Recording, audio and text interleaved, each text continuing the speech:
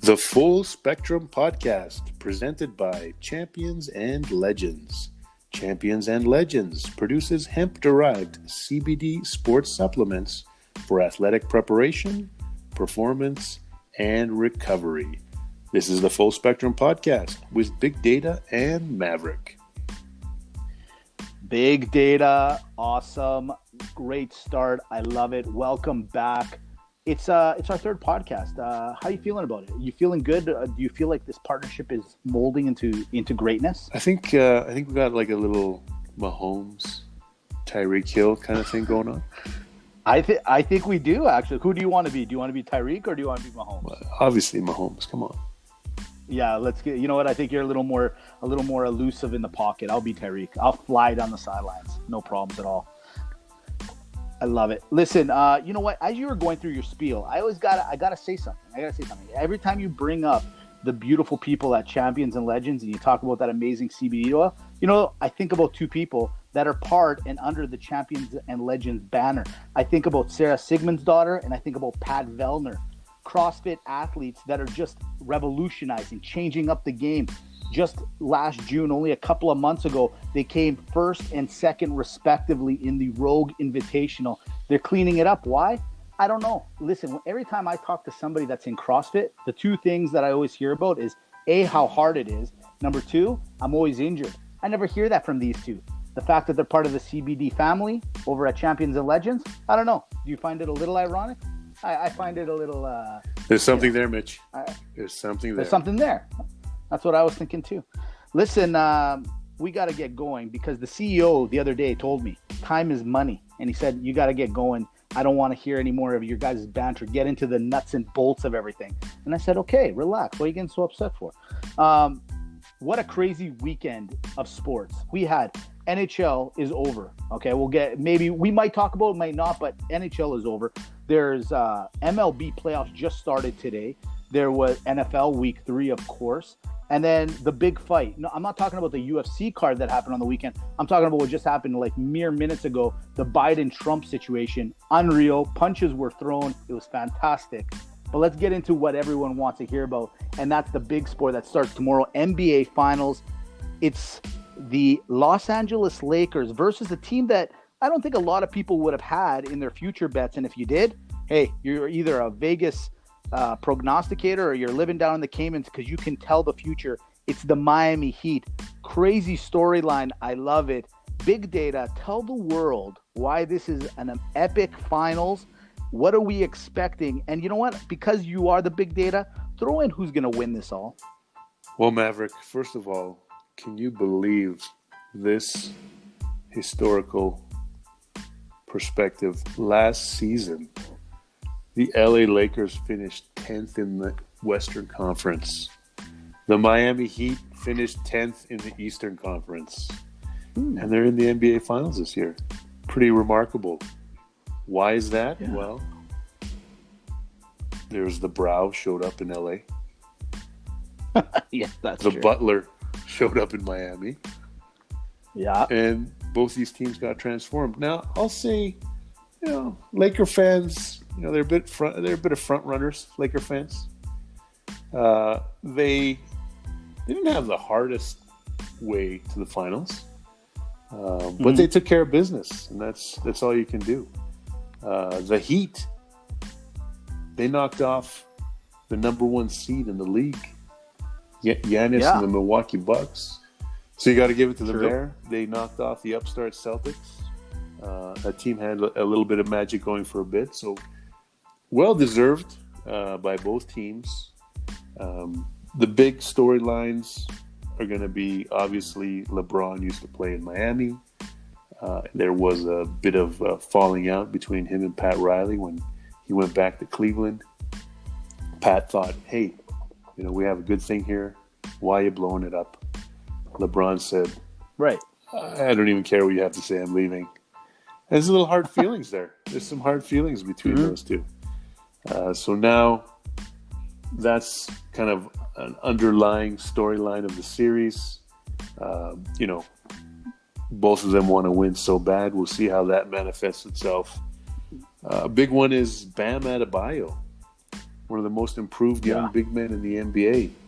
He's going to give Anthony Davis his hardest test by far. Really, there's been no one in the 3 previous series the Lakers have played that can even come close to guarding Davis.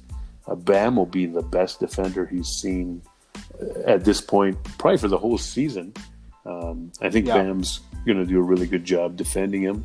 And, the Brow's shooting threes now. Obviously, we saw he hit the step back, and then he hit the game winner against Denver in game 2. So he's stepping it out a little bit further. If that's the case, if he's going to hit threes, the Lakers are pretty much unstoppable. So we'll see how that plays out. And then really, the top 2 players in the series are LeBron and Davis. But probably the next 10 best players are Miami Heat players. The Lakers bench players don't really factor in too much. Yeah, Danny Green won the title with the Raptors last year. He's dependable. You might get a good game from Dwight Howard. KCP is, he does his thing occasionally. Caruso, I mean, come on, everybody loves Caruso, but he's taking end of the game shots and some crazy stuff we don't want to see. Yeah, playoff Rondo's back, but in the end, Miami's done a really good job developing talent. They don't have any high draft picks. It's all done internally. We got Duncan Robinson, we got Tyler Hero. These guys are scorching from 3. Jimmy's doing his thing, and even a big comeback for Goran Dragic, who's really been honestly missing in action. Like he's on the back of a milk carton. We haven't seen him for a really long time. He had a great series against the Celtics. So we're talking some great, high end and also role players for the Heat. In the end, though, we got to say you can't go against LeBron James. This is his 9th finals appearance in the last 10 years. LeBron is rewriting history with Anthony Davis by his side. I just don't think the Heat have quite enough to pull it off. But I'm going to give the Heat some credit. I'm going to say it's going to go 6 games. LeBron's going to win his 4th title, and then it's Gatorade commercials all over the place, non-stop. I heard everything you say, and I love you, and that I'm all over. I'm all over all your big data stuff and all that. However, I'm completely in disagreement with you. I think the Miami Heat are actually a better all-round team. I think of course, LeBron and Davis are 1 and 2. I couldn't agree more, as you said it a second ago. But when you go down the line, I will put my money, and I'm dead serious, I'll do it, and I'm going to say the Heat in 7, and I'm going to take Butler. I'm going to take Bam. I'm going to take Dragic. I'm going to take the rest of that crew, Hero and Robinson and even Crowder. I think there's enough guys on that team that they are going to perplex the LA Lakers, and I do feel like, look, all the pressure, big data, is on the Lakers, and I do think that throw in the COVID stuff, throw in, just now all that stuff that's going to amount, and everyone's expecting LeBron to pull this off. I just think it's too much. And I do feel like Miami is just under that radar, man. And they just got better shooters. They got a better team. And I think they can take them. I know maybe some people might compare them to like Houston Rockets or something. But I like the Heat a lot better. They're feisty little guys. And I like them, man. I don't know what it is about them. But I like the way they play. And I'm going to take the Heat in 7, man. I got to be honest. I think you're drinking the Big Face coffee. You're buying those $20 coffees, Mitch. But hold on messing with your mind. But real quick, before we get to the real topics that had it, which is the NFL, of course, but follow me on this. You got LeBron and you got Davis. So, okay, you got Bam on Davis. So let's assume they neutralize each other, okay? Who can go on LeBron? Let's say LeBron gets on a crazy little streak, but who's going to take Butler? Who's going to take Hero? Who's going to take Robinson? Who's going to take these other guys, man? And I don't think anyone on the Lakers can, like, truly match up against the other guys. I think this is going to come down to those utility guys. Definitely, the Heat's role players are a major problem for the Lakers. I just think that, LeBron and Davis, they just put so much pressure, not just offensively, but also defensively. You beat your man on a drive, and you're like, where's LeBron? Where's Davis? And they've been really doing some great work on defense. LeBron hasn't played consistently this level of defense, I don't think, ever. He usually just turns it on for playoff fourth quarters and whatnot. He'll go a whole season without barely playing any defense. And he's played defense the whole season. From game one in the bubble, he shut down Kawhi Leonard at the end of the first game that they played in the seeding round. He's been excellent in the playoffs. Funny enough, probably his offense has been a little bit off in some fourth quarters so far, but he's had Davis to balance him out. Those two defensively are a nightmare. Fair enough. And look, this is your bread and butter. So I'm not going to argue too much with you because I'll lose. But in all honesty, I got to be honest. I get why you want the Lakers. I get why the world wants the Lakers. It's a better story. The Kobe situation this year, all of it. I get it. I wouldn't be upset if the Lakers ended up winning it. But I just don't think LeBron's got enough of that, what's that word I like to use? Balls to win this all. I'm going with the Heat in 7. That's my call. Speaking of making some bets, all right? A lot of people don't know this, but me and you are part of kind of a betting syndicate, a conglomerate, if you will. And we are doing some epic things right now. 3 weeks in, we're up big money. Are we not, Big Data? I can verify we're up money. I don't know about the big part, but we're doing pretty well. Listen, just for the sake of the podcast, I need you to push it up a little bit, all right? Anyways, long story short, we're up huge money, big money. That's what it is, right? And last night, we did the right thing. We took the right team. The Monday Nighter, we told everyone, don't be chasing your money. So we said, hey, because we're up big, we're not chasing anything. We put a little money down. Big Data, because I'm going to start swearing and get really upset, why don't you tell everyone how mad I was at the end of the night and how mad you were by the end of this? It was a tough evening. Monday Night Football, Kansas City at Baltimore.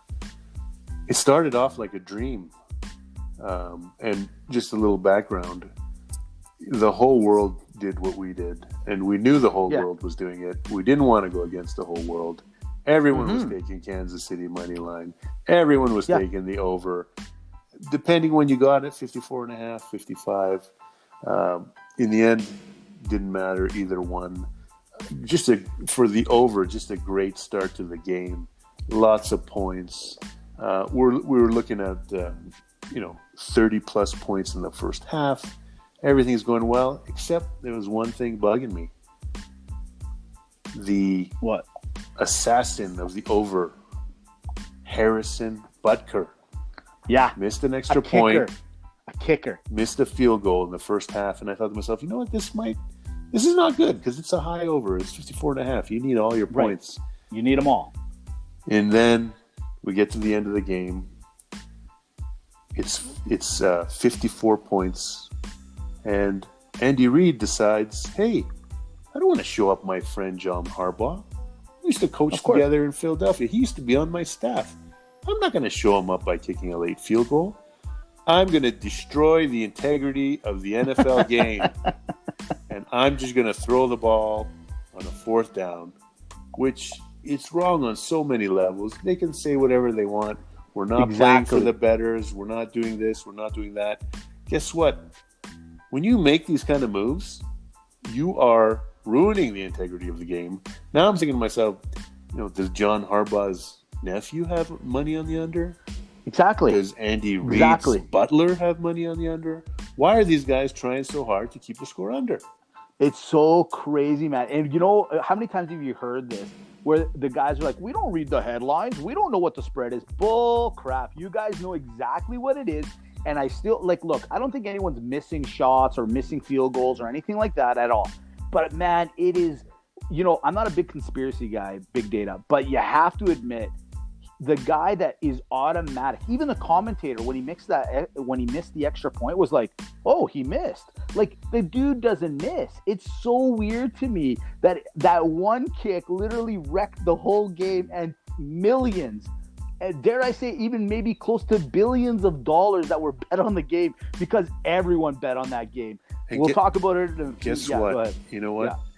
Yeah. In a second half, it's Monday night. People have been watching football all day Sunday, Monday. Maybe the wife said, hey, This game's a blowout. Why don't you turn it off? Let's watch some Grey's Anatomy. And, Which I love. Lots of guys might say, sure, let's turn it off. This game's over. Guess what? The only reason people are watching is for gambling purposes. Only people who are watching that game, because Kansas City already had pretty covered point spread, over under pretty much. Point spread money line, they had it covered pretty much. Was the folks with the over under. Now the under guys, hey, you know what? That was a Hail Mary. They're probably pretty happy with how everything went down. But then, 90% of the money was on the over, so most of the people were upset. NFL hurts your product. Cut this out. One last thing I'll say, it's not the kicker that as much as I'm mad at him, there's another guy. It's a guy that has 3 initials in the back of his name, MVP from last year, that I'm more upset about. We'll get to him in a quick minute. But let's talk a little bit. Week 3 just finished. Another excellent week. The NFL is doing it right. But something just came down the pipe. This is everyone's worst nightmare. Goodell's losing his mind. I know I'm losing my mind because I'm nervous about it. Big data, tell the world what just happened a couple hours ago, actually. So we had some positive virus tests, COVID, in the Tennessee Titans camp. At their facility, 3 players, 5 staff members have got the virus. NFL says the game will go on. Actually, also the Minnesota Vikings, who just played the Titans, they're all isolating as well. And this is our first real test of the virus. Didn't really show up in the preseason. Now here we are going into week 4. We have a game. Common sense, you'd say, is in jeopardy. NFL says no. Your common sense doesn't happen here. We're playing this game. So we'll see the implications, but this is the first threat to the season. And, now that we're in full gambling mode, this really stinks. I don't want to see any games gone. No, of course not. And you know what? You just don't want it to wreck the not just the integrity of the game, but the scheduling and all that, and make it all weird and stuff and cause some havoc. But I'll tell you one thing I heard. I don't know how true. This could be fake news.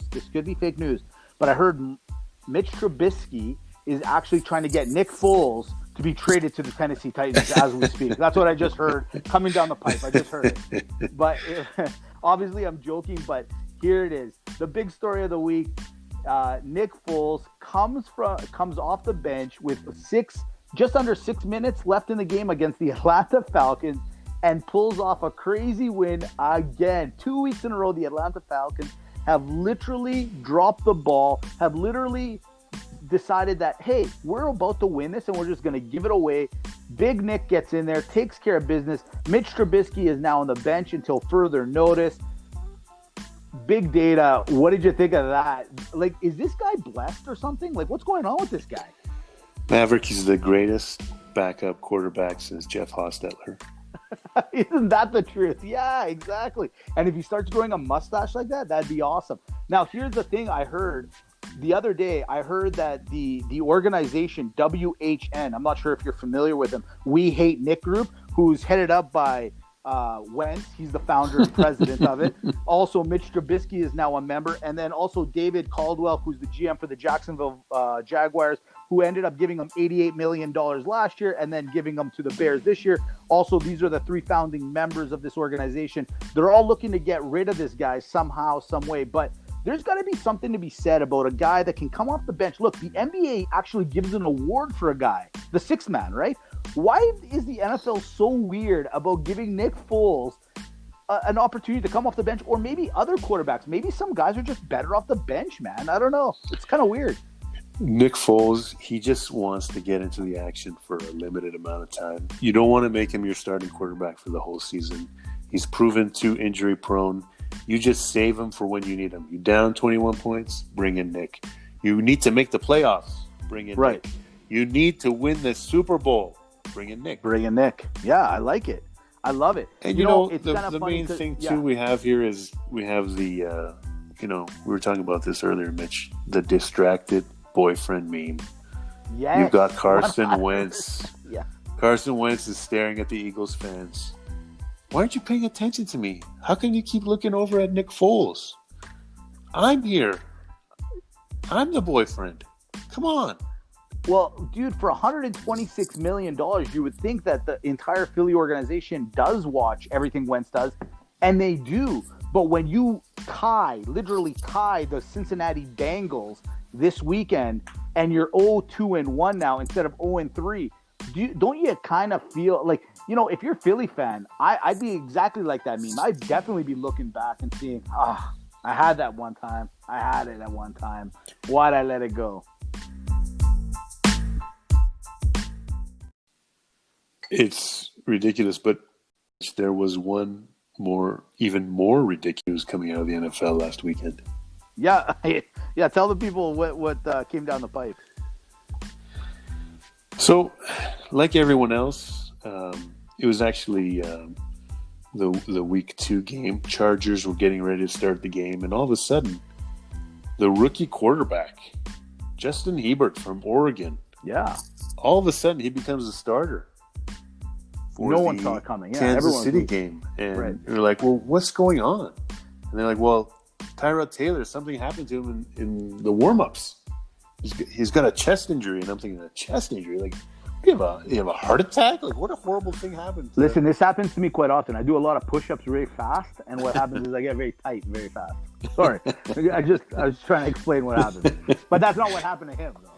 So we found out that Tyrod had a couple cracked ribs. So he was looking for a little pain medication, a little shot to get him through the game, numb the pain a little bit. And the good doctor of the Chargers proceeded to poke and puncture his lung with the needle for the medication. Poor Tyrod could not breathe anymore, basically. And unbelievable. That was it. That's it. And since then, 0-2 now. Since they put poor Justin in there, like, without being ready to take on the action. Played really well against Kansas City, but Carolina kind of, saw some, let's say, deficiency in his game and attack. But here's the thing. You're in L.A. This is what I don't understand. You're in L.A. Every single doctor in L.A. administers Botox, I think, right? So how do you have the only doctor on your football team that doesn't know how to give a needle? Well, this is unbelievable. Who's your doctor? Dr. Nick Riviera from The Simpsons? He must be the only doctor that they have on staff. I know they spent a lot of money on the stadium. I know you guys' budget's a little, like, cash flow is not easy with no fans coming in either. But hiring Dr. Nick Riviera to touch your quarterback, probably not the greatest thing for them to be doing this week, Yeah, I think the Chargers need a little extra malpractice insurance after this one. Oh, man, unbelievable. Let's get talking about Monday Night Football. Look, we alluded to it earlier. The big hype. It was a huge hype. Everyone was talking about it. In fact, I'll just say this. The Stanley Cup Finals was on at the same time, and no one watched the Stanley Cup Finals. Everyone was geared to Monday Night Football. Patrick Mahomes versus Lamar Jackson, Super Bowl MVP versus regular season MVP. And with all due respect, it wasn't even close. This game could have actually been done by halftime if it wasn't for their special teams on the Baltimore side returning a kick to make it somewhat comparable. It was horrible. I gotta admit, I'm really disappointed in Lamar. Everyone on the network that broadcast the Monday Night Football game had the Baltimore Ravens winning that game, and I was literally laughing out loud because I'm like, you guys are the sports analysts that we're all supposed to listen to. You guys are the insiders. It wasn't even close, Big Data. What did you think of the Monday Night Football game? It was an indictment of the Baltimore passing game. LJ Era 8 himself said Kansas City's their kryptonite. Yes, he basically can't beat Kansas City. He can beat everyone else. Kansas City defense was pretty stout against the run. And the pass rush was really good. I think in the end, Mark Andrews didn't play that great. They didn't really have time to get Hollywood Brown going. And Lamar he couldn't make it happen. I mean, it was pedestrian. I mean, their numbers were atrocious. I mean, you're going against, I know it's only a few years into his career, but, he's already probably a top 5 quarterback of all time in Mahomes. And then he just laid an egg. So I don't know if it was mental. It must have been somewhat mental because, I mean, they played so horrible. They were at home. I know there's no fans. One other great observation that they brought up during the game was, usually, and this was in the Sunday night game, mostly they brought it up, but it applied to the Monday night game as well. Mm-hmm. Offenses don't have to go to the silent count anymore because there's no fans in the stadium. They don't have to worry about being in the end zone and not being able to hear the play. And the quarterbacks are making more audibles. There's less false starts. And I think, and you were saying as well that there were so many overs in week 3. I think it's having an impact on the scoring. Scoring's up. The better offenses are doing great. And no fans is having a big impact on the score of the game, and of course, Vegas gambling. Yeah, you know what? Rather than me go on a crazy rant about Lamar Jackson, I'm just gonna leave it at this: Patrick Mahomes is the real deal. More importantly, Week 4, it's Bill Ball versus Andy Ball. It's KC versus New England. I thought last week was gonna be epic. This week's going to be even better. I'm super pumped. The early lines have it KC -7 against New England. You know what? I don't know. I might be on the train of Bill Ball. I don't know why. I love the way they're playing, but after watching what KC can do so basically effortlessly, how can you go against Mahomes and the boys? I don't know. Well, I guess we'll see. We'll see. Mahomes versus Cam.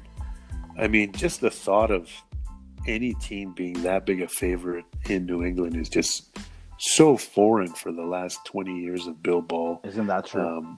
But if anyone's going to do it, I mean, these Kansas City Chiefs, they're turning into like the Chicago Bulls of the mid-90s. Absolutely, I mean, they're must-see TV. And pretty much, I know we keep talking that these are NFL segments. They're kind of turning into Kansas City Chiefs segments is kind of what I'm hearing, Mitch. Yeah, it's happening, but you can't help it. When you got the most electrifying player and he's doing everything so... You know what? It's not just he's doing it effortlessly. He's making it look fun. He makes us want to talk about him. It just, it is what it is, Big Data. We got to do what it is. Listen, from there, let's talk a little bit about pump and dump. Who should we be keeping? Who should we not be keeping? Give me the rundown this week. So, some pretty interesting fantasy numbers from this weekend.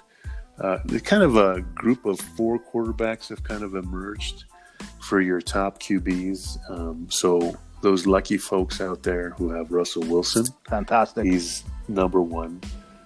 Josh Allen, I mean, whoever drafted Josh Allen, you must have got him pretty late. It's a fantastic steal so far.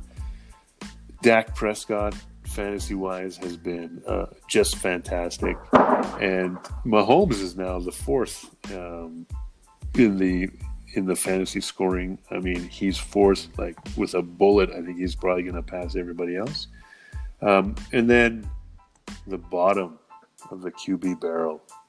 And you would have thought with his numbers so far that he was probably hurt or something. That he only played, half the quarters or something. Not the case. He's played all the quarters. Jets, Sam Darnold has been. If you're rostering him in fantasy, quit your league. Yeah, quit it. Yeah, he's that bad. No, you're that bad for putting him in. There's other guys you could get, man. You could put Tyrod Taylor, who's got a punctured lung, and he'd probably score more points right now. Running back and tight end have they're kind of the same as the last couple of weeks, the same kind of guys. But really interesting development in wide receiver. So Calvin Ridley has been the best fantasy wide receiver so far. He was by a mile after week 2. Now, week 3, a few folks have caught up to him. But the biggest development, the number 2 and 3 wide receivers in fantasy football right now, Give it to me. Both play for the Seattle Seahawks. I'm not surprised. I'm not surprised. Tyler Lockett, DJ Metcalf. What a surprise at the beginning of the year. You would have thought, oh man, how are you going to get 2 Seahawks? I mean, Tyler Lockett was a late round pick. I know Metcalf, he had some momentum going into the fantasy drafts, but Lockett was, he's 5th, 6th, 7th round pick, depending on your league. So crazy development, what's happening with the offense there in Seattle. Fantasy wise, it's just fantastic. And then, one other really interesting one. Again, it has to do with JETS, Jets. They are so bad that now, having played them last week, the Indianapolis Colts have surpassed everyone, and they're the top fantasy defense. So, way to go, Jets. I was playing a gentleman who had the Colts in one of my leagues. They scored 28 points against me, which was just, I couldn't believe a defense got that high on me. And then this will be great for the fans all across America. The worst defense in fantasy football, America's team. Through 3 weeks, their defense has accumulated on ESPN 0 points. Way to go, Cowboys. Cowboys, really? So the Detroit Lions moved up a bit, and it's not the Cowboys. Well, you know what? The Cowboys just don't know. You know what I've seen the Cowboys do? They play offense, and they're like, okay, guys, don't bother. Don't worry. Let them score, and then we'll go back out and score again. It's just been one of those kind of back and forth situations with these guys. Like, the Cowboys just don't want to play defense right now, and they can't. And with all due respect, Seattle's defense isn't anything further back as well. They've been playing pretty crappy as well. This has just become Techno Bowl. Instead of NFL, this is now Techno Bowl. All offense, no defense right now, you know, heading into week 4. It's like Dr.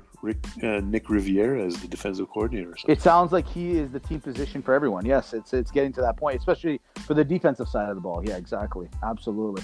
From there, let's go to the newest segment that we started. We've been doing the great debate, but we're going to change it up. We'll mix and match each week. Look, we're sponsored by the great people over at Champions and Legends. So we said, hey, let's do a little thing called Legends or Lame. What we're going to do is call out a name or a situation, and me and Big Data are going to decide, is it a legend or is it a lame? So it's pretty simple. I'll start it off. I'll throw one to you, Big Data. How about a nice easy one? Let's start with Patrick Mahomes. Legend or lame? You know, I feel like we should almost get the podcast sponsored by Mahomes. I think we said. Well, we started. Wait, listen. We started. We'll finish with it. All right. This is what we're gonna do.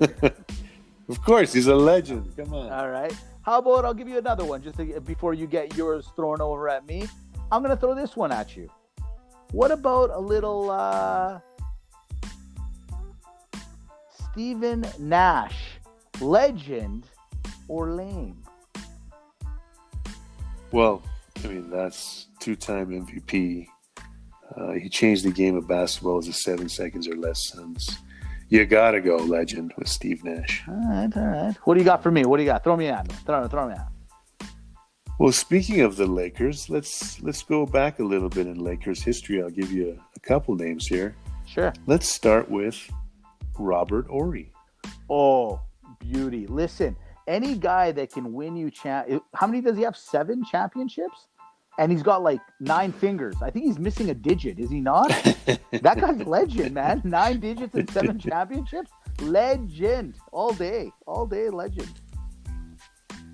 Well, I'll give you another one here. Sure.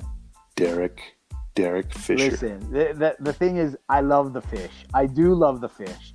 But anytime fish, you gotta stay away from other players' wives, my friend. So I'm going to go with lame. I'm going with the lame card with you, Mr. Fisher. I got you. I have no choice. Here, let me throw a couple at you now, back and forth, just to show you guys that it doesn't have to be sports related. You're talking about peanut butter and jam. Is peanut butter legend or lame? I'm going to have to go lame, actually.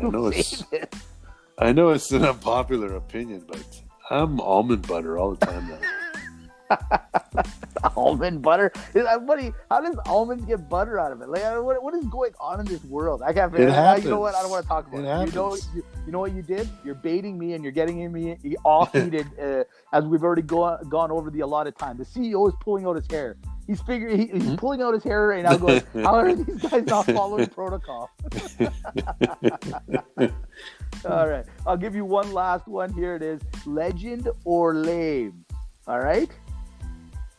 Ready. Isaiah Thomas.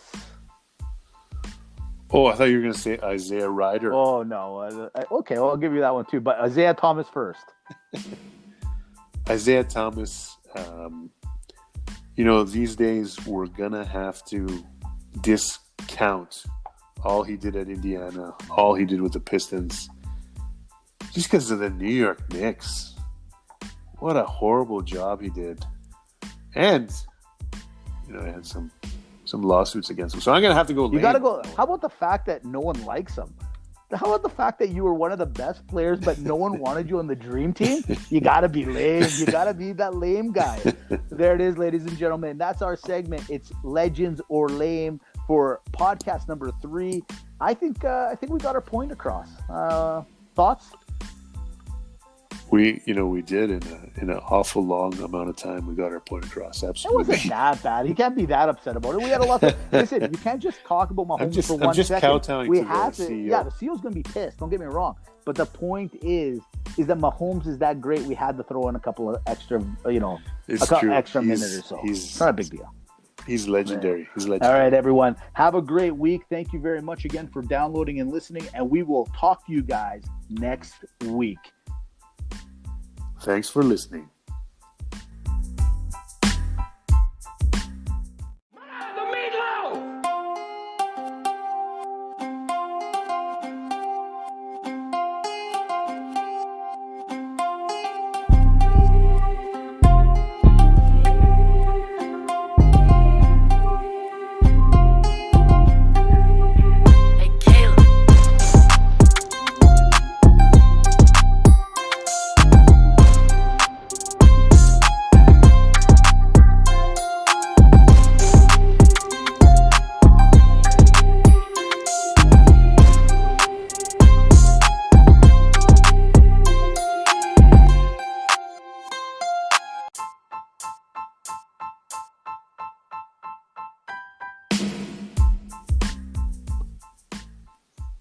Thank you for downloading the Full Spectrum Podcast, presented by Champions and Legends. Champions and Legends produces hemp-derived CBD sports supplements for athletic preparation, performance, and recovery. This is the Full Spectrum Podcast with Big Data and Maverick.